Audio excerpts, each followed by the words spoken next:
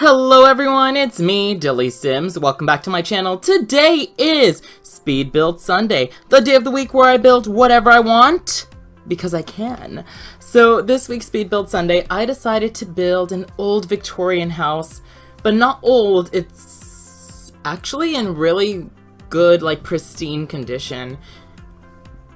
And yeah, I came across a thumbnail on YouTube. When I was scrolling through YouTube, when I woke up the other morning, you know, as one does, you know, you wake up, you open up your Instagram, you go through everything you missed while you were asleep, you open up your Snapchat, you go through everything you missed while you were asleep, and then you open up the Sims Free Play, and then you harvest all your crops, as one does, and then you open up YouTube to see what YouTube recommends for you to watch today, as one does. Or is it just me? I think everybody does that. And so I was going through, and there was a video, and it said why Victorian houses are used in horror movies or something like that. And I took a screenshot of the thumbnail, but I didn't save it on my phone, which makes me so angry, but that's okay. And the thumbnail looked a lot better than my speed build, so it's the same general shape and everything, except I'm gonna be super honest. This speed build, I loved it up until I had to do landscaping. And then when I got into landscaping, I hated every minute of it. I wanted it to be over. And for some reason, this video was gonna be forever, so I cut out quite a bit, especially the floor plan. The floor plan and the bathrooms are always the first thing to go when videos are too long for me. Those are the first things that I cut out because I feel like those are boring.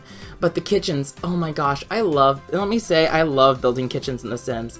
And my kitchens are so unrealistic because all of my kitchens, even in like a nice family home, the kitchens are huge. The kitchens are the equivalent of a bedroom. It's so big. And I feel like that's not normal in a normal house, in like a normal suburban.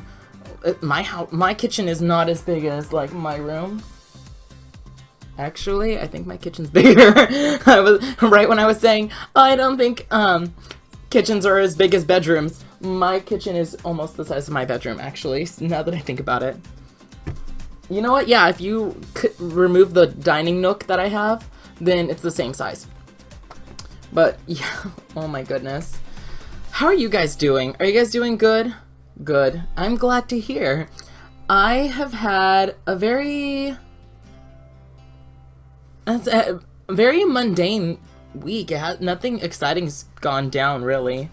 Oh, and I do have a speed build coming out. I created the Taylors. If you know who the Taylors are, you'll love that speed build. Excuse me, Cass.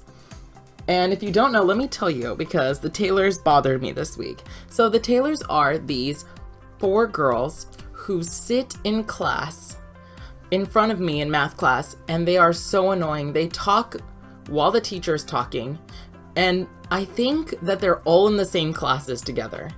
And they all are blonde and white, and they're all gonna be teachers. Like, they're all in the liberal studies program with me. So I have like another year and a half of them. I'm so excited. And that's if I don't get them in the credential program. I don't actually know what the credential program is, to be honest. I'm an awful teacher. Oh, I'm already an awful teacher before I became a teacher. How does this happen? Only DillysSims. Only to DillysSims. But yeah, this week, so the Taylors have the same professor I have for both English, for both English and math. And in math, they will talk shit on this professor. And the thing is, I really like this professor. I think he's so cool. He really wants to connect with the kids, us, like 20-something-year-olds or older, the kids, us.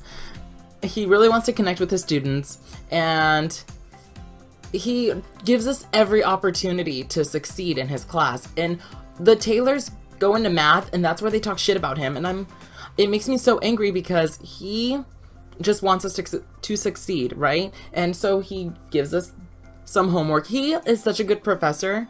He never assigned us a textbook like other teachers. He just made photocopies and puts it online so you can print it out if you want to. So he's for the people.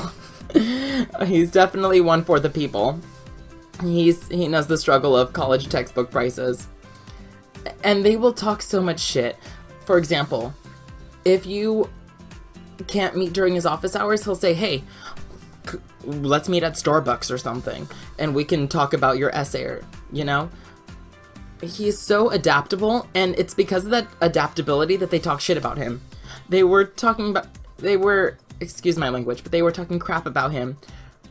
And it's when something like, oh, he's so weird and creepy, and I don't think he is. And they said, it's so strange that he wants to get together with his students outside of class. It's like, I know we're adults, but it could be a conflict of interest. And I was like, no, I don't think he's ever thinking about it that way. I don't think I think he gives every student the same opportunity. And just because you're pretty, blonde, and white doesn't mean he wants to do anything with you. To be honest, TBH. And yeah, what were they saying this week? I don't even know, but I can't remember. But last week they were also, I feel like I did say this already, but last week they were complaining about how much they had to write, and like writing I remember what this week's smack talking was about. But last week it was about how it's so unfair for them to be writing so much in his class, because they want to be math teachers and like elementary school teachers. So why do they even need a writing course? And I was like, I hate you. That's all that went through my mind was, I hate you. And that's not good. You should never think I hate somebody. I just feel like they were very annoying. Do I actually hate them? No, they probably have their own stuff going on. But, girls. And then this week I remembered, we have another essay coming up in the next like 3 weeks. And the girls were talking, and one of them went, I have to write an essay about myself. It was a creative nonfiction essay. Let me just say that. And she said, I can't write a 3-page paper about myself. I hate talking about myself. And I was like, just get over it. I mean, maybe it's because I, do YouTube for fun, and I could just talk about myself for literally hours. I actually went on a date once where I just spoke about myself the entire time, because the other person that I went on a date with, he was very quiet, like so quiet and so socially awkward too. Yeah, that I just ended up talking about myself. It was a very one-sided date, for sure. And I am so excited for my next literary essay, or not literary essay. I keep wanting to call it a literary essay, but it's not. I'm so excited for my next essay, the creative nonfiction, because it's gonna be so good. I already have my story lined up. It's gonna be the story of, oh god. It's gonna be the story of the time that I accidentally, indirectly threw up into somebody's mouth. Yeah, I'm gonna let that sit in with everybody. Yeah. Oh, and I have a question. Let me know if you think I should start vlogging, because I'm thinking about vlogging, like starting a vlog channel, because I get a whole bunch of comments from people that I know who tell me, oh, you should start vlogging. You'd be such a great vlogger. You're so funny. And who knows, maybe they're just blowing up my ego, but I kind of want to try it too. See what I can accomplish there. But let me know what you guys think. Do you think I should start vlogging? I'm really considering it. Yeah, it'd be so cool. Anyways, back to the build. Actually, I'm not going to talk about the build. I love the inside. I'm just going to say I love the inside, and I hate the outside, basically. The outside is it's very minimalist outside. Like landscaping, it's very minimal. But I felt like it should be very minimal because, behind this house, you have the maze, and you have that waterfall in the back, and you have all that huge space in the backyard. So I thought this was it was fine without a pool or anything. I felt like a pool was going to be overkill. So I kept it very, very minimal. And yeah. But do I have any other stories? I feel like I do, but I don't know what. Oh, yeah! I had a story for you guys. I embarrassed myself in front of my professor. The same one that the girls were talking smack about, the Taylors. This professor, I am embarrassed myself so hard in front of. Okay, so I got my essay back for my, I got my essay back, my literary essay that I wrote 7 pages when everyone else wrote roughly 3. And so I got it back and I was okay with the score that I got. Some of the things that he wrote down I was questioning. I felt like he didn't get some of my jokes. But then I went into the office meeting and he did get he got the jokes. Like, he really got the jokes and we still laughed about it in class. I mean, in his office. But I went to his office hours.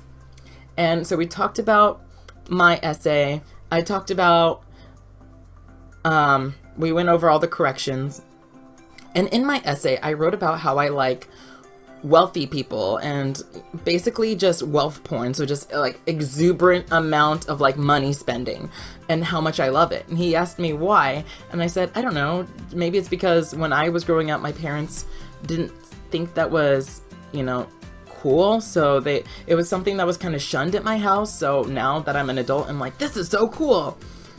But yeah, and so like I still like that type of stuff. So basically, The Real Housewives, Keeping Up with the Kardashians, The Crazy Rich Asians, that movie that came out, I love it so much. And so he said, I'm just curious, like, why do you like those things? Because, I don't. So I explained to him, and I was talking about because I love designer labels. I shop a lot, and I look for real cheap deals everywhere I can go, or wherever I can find a deal, I will buy it. And so I do have some designer labels in my closet, but not like shirts and stuff. They're usually accessories, scarves, belts, anything that I could dress up a very boring outfit with. That's where I shoot for because, yeah, I'm not made out of money, so.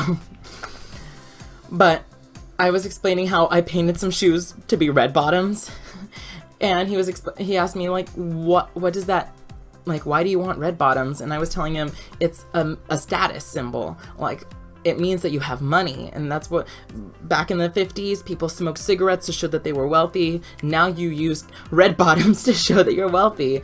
Celebrities use them, all that stuff.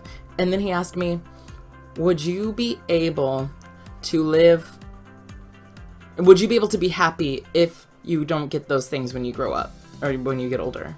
And I said, absolutely, for sure. And I know that to be a fact. I would be totally okay with not having designer items later down the road. And I told him this, because the only thing I want in life, and I'm going to quote my hero, Princess Diana, the only thing I want in my life is for a man to hold me and say, I love you, and mean it. And actually mean it, not just use it as a way to screw me over like other guys have done, or use it to manipulate me into doing things like other guys have done. And that's what I told him. And he said, do you feel like there's a correlation between guys who like designer labels like that and guys who screw you over, Dylan, or DillysSims? And I said, and this is when I feel like I embarrassed myself. And I said, you know what? I don't know, because I have dated in the last year. And I said, just like this. I said it just like this. I have gone through so many men in the past year. It is so awful. And they never stick around. And I said, in the past year, I have went from dating a 45-year-old to a 30-year-old to a 23-year-old to a 21-year-old. So all different tax brackets. I don't know. Either way, I never find the one. So I don't feel like money plays into anything because, again, 21-year-old, doesn't have that much money. 45-year-old who was a police officer, money. I dated an EMT, and I told him, how do I go from dating a police officer straight to an EMT? When did I sign up to be on the eHarmony for first responders? I don't remember, signing up for the first responders dating website. And then he laughed, and I felt so embarrassed. And then he said, okay, well, he said something else, and And he said, you know, I have some more people waiting. And he has his own waiting room. He is such a popular professor that he has his own waiting room.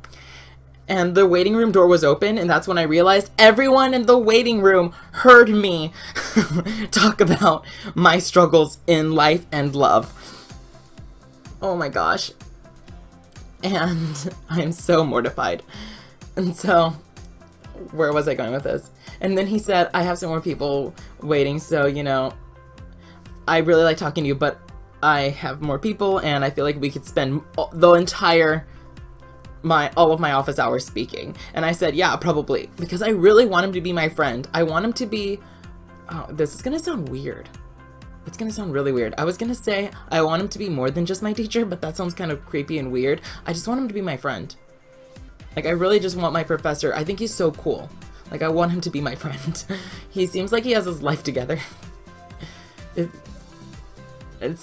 I promise, guys, it's not this weird, like, I'm crushing on my professor thing. I just think he's such a cool guy. Like, I want to be like him in so many ways. He is such a nice guy. He does community service. He seems like he has his life together. He's my goals in life right now, sort of. He's definitely a contender for my top 5 list of heroes. He might take over Anderson Cooper, we'll see. I still really like Anderson Cooper, and I want to grow up to have his hair. But that might not happen, because I was looking at myself in the mirror yesterday and I realized Anderson Cooper has some real, like, pale skin, which really complements his white hair. And I don't have pale skin. I have ivory skin, like some darker undertones, so I feel like that'll make me look very ugly. But we'll see what happens. I'm gonna cross that bridge when I get there.